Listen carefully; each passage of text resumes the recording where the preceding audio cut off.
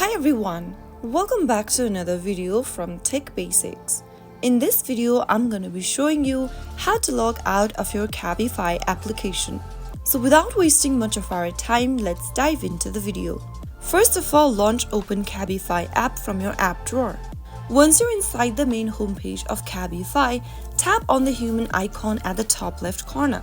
From the menu displayed on the screen, tap on My Account.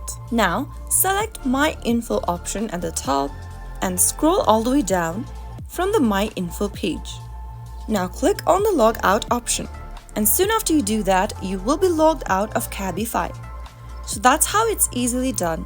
If you found the video to be helpful, go ahead and give us a thumbs up. Don't forget to subscribe to the channel by hitting the subscribe button.